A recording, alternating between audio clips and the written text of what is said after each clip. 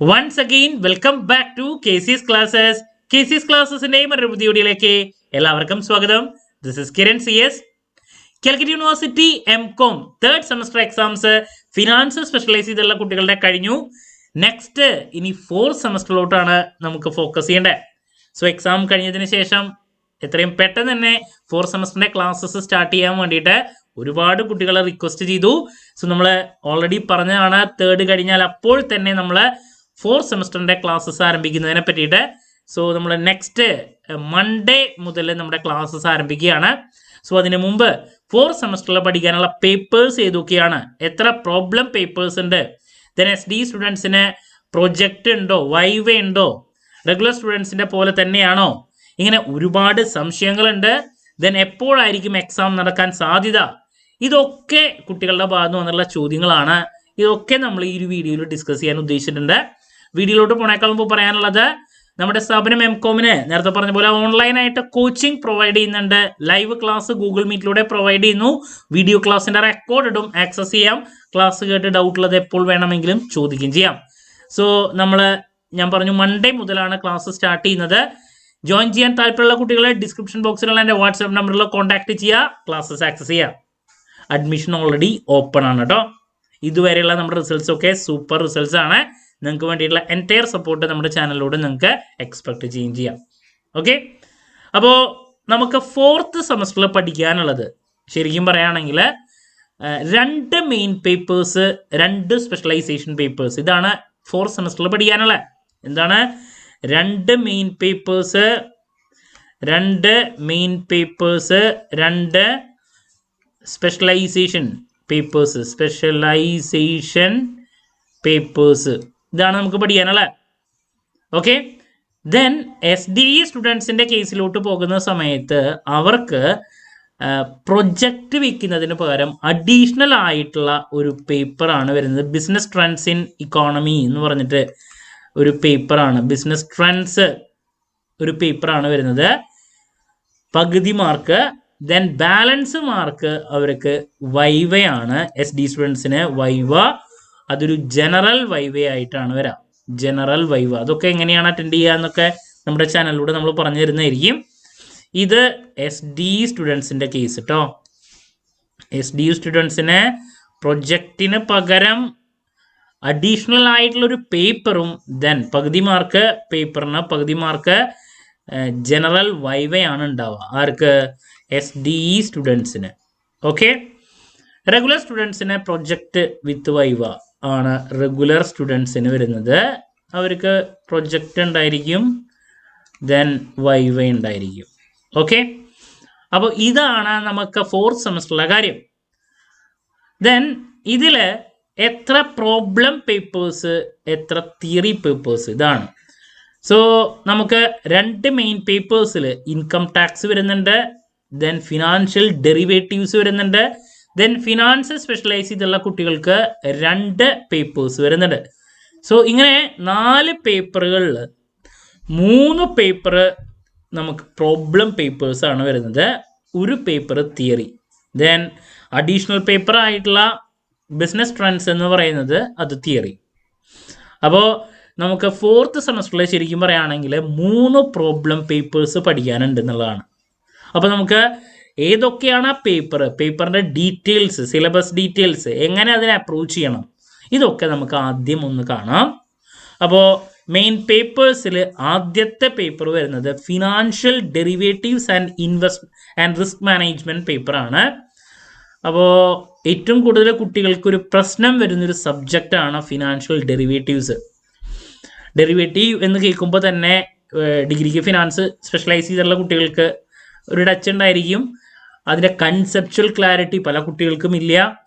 അപ്പോൾ അതിനെ പറ്റിയിട്ടുള്ള ഡീറ്റെയിൽഡ് ആയിട്ടുള്ളൊരു സിലബസാണ് നമുക്ക് ഫോർത്ത് സെമസ്റ്ററിൽ മെയിൻ പേപ്പറായിട്ട് ആദ്യം പഠിക്കാനുള്ള, നല്ല രീതിയിൽ ഫോക്കസ് ചെയ്ത് പഠിക്കേണ്ട ഒരു പേപ്പറാണ്.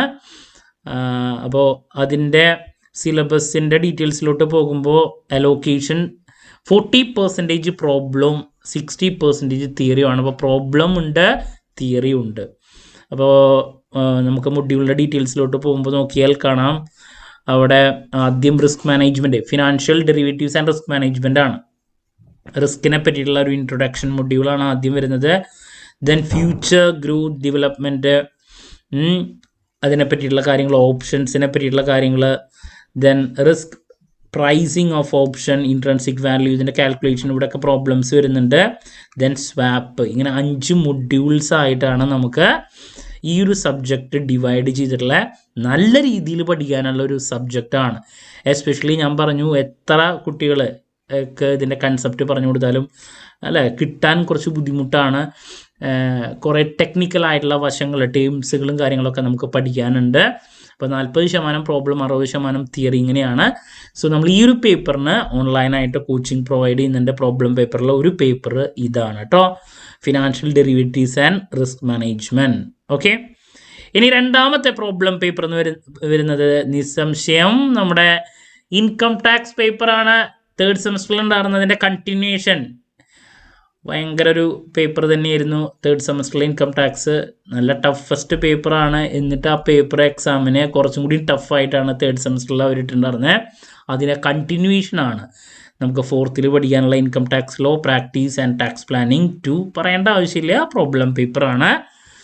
അപ്പോൾ അതിൽ നമുക്ക് 3rd സെമസ്റ്ററിലെ ഇൻഡിവിജ്വലിൻ്റെ അസസ്മെൻറ്റും അതുപോലെ തന്നെ HUFൻ്റെ അസസ്മെൻറ്റും മാത്രമാണ് പഠിച്ചിട്ടുണ്ടായിരുന്നത്. ഇവിടെ അതിൻ്റെ കണ്ടിന്യൂഷനായിട്ട് ഫേമിൻ്റെ അസസ്മെൻറ്റ്, ബാക്കിയുള്ള പേഴ്സൻ്റെ, കോപ്പറേറ്റീവ് സൊസൈറ്റിയുടെ, കമ്പനിയുടെ ഒക്കെ അസസ്മെൻറ്റാണ് ഒരു 3 മൊഡ്യൂള്. പിന്നെ ടാക്സ് പ്ലാനിങ്ങിനെ പറ്റിയിട്ടുള്ള കാര്യങ്ങൾ, കോർപ്പറേറ്റ് മറ്റു കാര്യങ്ങളൊക്കെ മൊഡ്യൂൾ നമ്പർ 4ലും 5ലും വരുന്നു. ഇങ്ങനെ 5 മൊഡ്യൂൾ വരുന്നു. Problem paper 30% theory, 70% problem. നമ്മൾ കോച്ചിങ് കൊടുക്കുന്ന മറ്റൊരു സബ്ജക്റ്റ് കേട്ടോ. ഇതാണ് രണ്ടാമത്തെ സബ്ജക്റ്റ്. ഇനി സ്പെഷ്യലൈസേഷൻ പേപ്പേഴ്സിൻ്റെ ഡീറ്റെയിൽസിലോട്ടാണ് നമുക്ക് പോകേണ്ടത്. 2 സ്പെഷ്യലൈസേഷൻ പേപ്പേഴ്സാണ് ഫിനാൻസ് സ്പെഷ്യലൈസ് ചെയ്തുള്ള കുട്ടികൾക്ക് വരുന്നത്. അതിൽ ആദ്യത്തെ പേപ്പറാണ് ഇൻ്റർനാഷണൽ ഫിനാൻസ്. ഇൻ്റർനാഷണൽ ഫിനാൻസ് ഒരു തിയറി പേപ്പറാണ്. ഡെപ്തിൽ പഠിക്കാനുണ്ട്. ഇൻ്റർനാഷണൽ ഫിനാൻസിൻ്റെ ഇൻട്രൊഡക്ഷനും മറ്റു കാര്യങ്ങളും ആദ്യത്തെ ഒരു module. Then international financial markets രണ്ടാമത്തെ module. Exchange rate, spot forward, അതിനെപ്പറ്റിയുള്ള മറ്റൊരു മൊഡ്യൂള്. ദെൻ ഇവിടെ international capital budgeting, then short time asset and liability management മറ്റൊരു മൊഡ്യൂള്. നമുക്ക് റിസർച്ച് മെത്തഡോളജിയിലത്തെ പോലെ ഇവിടെയും 75% തിയറി, 25% പ്രോബ്ലം. അങ്ങനെയാണ്. പ്രോബ്ലം ഉണ്ട്, ബട്ട് വളരെ കുറച്ചാണ്. നമുക്ക് പ്രോബ്ലം സ്കിപ്പ് ചെയ്താലും തിയറിയിലോട്ട് മാത്രം ഫോക്കസ് ചെയ്ത് പോകാം. ഓക്കെ, പ്രോബ്ലം ഇല്ല എന്നല്ല, ചെറിയൊരു പെർസെൻറ്റേജ് മാത്രമാണ് വരുന്നത്. ഇത് ഒരു, അപ്പോൾ നമ്മൾ ഇതിനൊരു തിയറി പേപ്പറായിട്ട് തന്നെ നമ്മൾ കണക്കാക്കുന്നു. ഇതിന് നമ്മൾ കോച്ചിങ് ഇപ്പോൾ കൊടുക്കാൻ ഉദ്ദേശിച്ചിട്ടില്ല. തിയറി ആണല്ലോ മെയിനായിട്ട് വരുന്നത്. പ്രോബ്ലംസിലോട്ട് ഇപ്പോൾ കൂടുതൽ ഫോക്കസ് കൊടുക്കുകയാണ്. ഇനി വരുന്ന മറ്റൊരു പേപ്പർ, അത് പ്രോബ്ലം പേപ്പറാണ്. Advanced strategic financial management. നമ്മൾ ഫിനാൻഷ്യൽ മാനേജ്മെൻറ്റ് പഠിച്ചിട്ടുണ്ടായിരുന്നു, അതിൻ്റെ അഡ്വാൻസ്ഡ് പേപ്പറാണ് നെക്സ്റ്റ് വരുന്നത്. ഇത് പ്രോബ്ലം പേപ്പറാണ്. So financial goals, strategy, first module financial strategy of capital structure, കുറച്ചും കൂടി ഡെപ്തിൽ leverage effect and shareholders risk, capital structure, ലീസിങ്ങിനെ പറ്റിയിട്ടുള്ള കാര്യങ്ങൾ, NPV, merger strategy, takeover strategy. So അതിൽ പ്രോബ്ലം വിത്ത് തിയറി രണ്ടും കൂടിയിട്ട്. അപ്പോൾ ഇങ്ങനെ 2 മെയിൻ പേപ്പേഴ്സ്, 2 സ്പെഷ്യലൈസേഷൻ പേപ്പേഴ്സ്. അതിൽ നമ്മൾ ഫിനാൻഷ്യൽ ഡെറിവേറ്റീവ്സ് ഒരു പ്രോബ്ലം പേപ്പർ, ഇൻകം ടാക്സ് മറ്റൊരു problem paper, then advanced strategic financial management മറ്റൊരു പ്രോബ്ലം പേപ്പർ. ഇങ്ങനെ ടോട്ടൽ 3 പേപ്പേഴ്സ് പ്രോബ്ലം പേപ്പേഴ്സ് വരുന്നു. ഇൻ്റർനാഷണൽ ഫിനാൻസ് തിയറിയാണ്, കുറച്ച് മാത്രമാണ് പ്രോബ്ലം വരുന്നത്. സോ ഈ 3 എണ്ണത്തിൻ്റെയും കോച്ചിങ് ആണ് നമ്മൾ സ്റ്റാർട്ട് ചെയ്യുന്നത് നെക്സ്റ്റ് മൺഡേ ഓൺവേർഡ്സ്. ഓക്കെ, എത്രയും പെട്ടെന്ന് തന്നെ നിങ്ങൾ ജോയിൻ ചെയ്യാം. ഒരുപാട് പഠിക്കാനുണ്ട്, കുറച്ച് സമയം മാത്രമാണ് നമ്മുടെ മുമ്പിലുള്ളത് കേട്ടോ.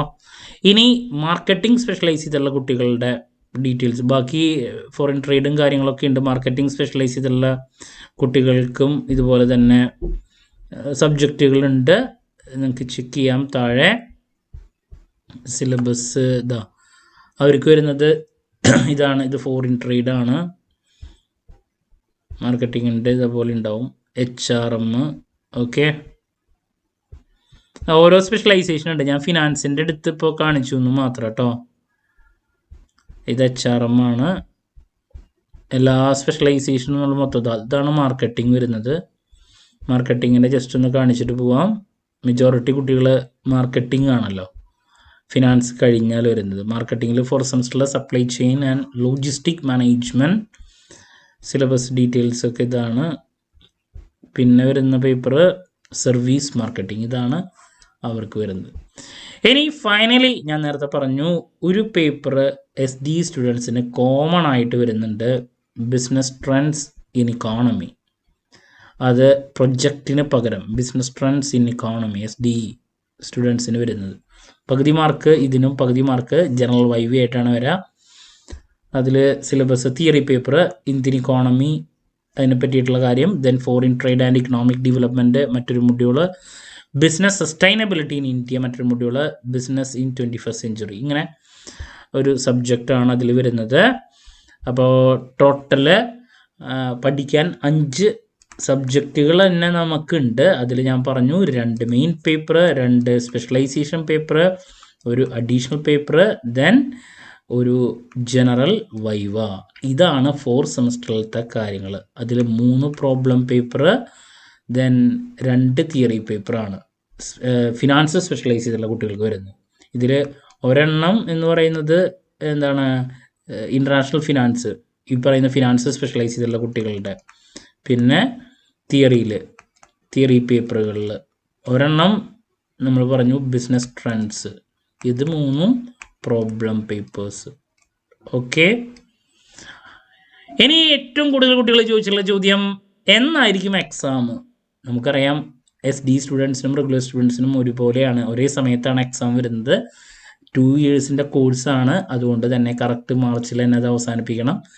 മാക്സിമം അല്ലേ, മാർച്ച് അവസാനം ഏപ്രിൽ, അങ്ങോട്ട് അധികം നീണ്ടുപോകാൻ സാധ്യതയില്ല. കറക്റ്റ് സമയത്ത് ഇപ്പോൾ എക്സാം നടക്കുന്നുണ്ട്. അപ്പോൾ അതുകൊണ്ട് തന്നെ മാർച്ച് അവസാനം എക്സാം ഉണ്ടാകുമെന്നുള്ള പ്രതീക്ഷയിൽ തന്നെ നിങ്ങളുടെ പഠനം ആരംഭിക്കാം. ഇപ്പോൾ നമുക്ക് ജനുവരി ഇതാ കഴിഞ്ഞു, ഫെബ്രുവരി മാർച്ച്, അപ്പോൾ ഒരു 2-2.5 മാസമാണ്, 2.5 months ആണ് നമുക്ക് മാക്സിമം ഇവിടെ ഉണ്ടാവുക. സോ പഠനം ആരംഭിക്കുക. നിങ്ങൾക്ക് വേണ്ടിയിട്ടുള്ള ഇമ്പോർട്ടൻറ്റ് ക്വസ്റ്റ്യൻസിൻ്റെ വീഡിയോസും മറ്റു കാര്യങ്ങളും ഇപ്രാവശ്യം ഞാൻ കുറച്ചുകൂടി നേരത്തെ ചെയ്യുന്നതായിരിക്കും. വൈവയുടെ സമയത്ത് ജനറൽ വൈവേനെ പറ്റിയുള്ള സംശയങ്ങളും അതും എങ്ങനെയൊക്കെ അറ്റൻഡ് ചെയ്യണം ഇതൊക്കെ ഞാൻ തരുന്നതായിരിക്കും. ആരും ഇപ്പോൾ തന്നെ എൻ്റെ അടുത്ത് കുറേ ഡൗട്ടുകൾ ചോദിച്ച് കഴിഞ്ഞിട്ടുണ്ട് കുട്ടികൾ. അപ്പോൾ അതൊക്കെ നമ്മൾ ആ ഒരു ടൈമിൽ ചെയ്യുന്നതായിരിക്കും കേട്ടോ. ആരും ടെൻഷൻ അടിച്ചിരിക്കേണ്ട ആവശ്യമില്ല. ഇനി ഒരു കാര്യം കൂടി മെയിനായിട്ട് പറയാനുള്ളത്, ഇതിന് വേണ്ടിയിട്ടുള്ള ടെക്സ്റ്റ് ബുക്കാണ്. സോ കാലിക്കറ്റ് യൂണിവേഴ്സിറ്റി കോപ്പറേറ്റീവ് സൊസൈറ്റിയുടെ ടെക്സ്റ്റ് ബുക്ക് ബുക്ക് സ്റ്റാളിൽ നിന്ന് മേടിക്കാൻ ലഭിക്കും, അവൈലബിൾ ആണ്. അത് തന്നെ മേടിച്ചാൽ മതി, അവൈലബിൾ ആണ്. ഓക്കെ, സോ ക്ലാരിറ്റി കിട്ടിയെന്ന് ഇരിക്കുന്നു. 4 സെമസ്റ്ററിൽ നിങ്ങൾ ചെയ്യേണ്ട അപ്രോച്ചും കാര്യങ്ങളൊക്കെ ഡെപ്തിൽ പഠിക്കാനുണ്ട് കേട്ടോ. എല്ലാതും ഡെപ്തിലാണ് പഠിക്കാനുള്ളത്, കുറച്ച് കട്ടി സബ്ജക്റ്റുകൾ തന്നെയാണ്. ഓക്കെ, സോ എന്ത് ഡൗട്ട് ഉണ്ടെങ്കിൽ കമൻറ്റ് ചെയ്യാതുള്ള മറുപടി ഞാൻ വീഡിയോസിലൂടെ നൽകുന്നതായിരിക്കും. മറ്റൊരു വീഡിയോയുമായി വീണ്ടും കാണാമെന്നുള്ള പ്രതീക്ഷയോടെ നിർത്തുന്നു. This is Kiran CS signing off. Have a nice day. Thank you.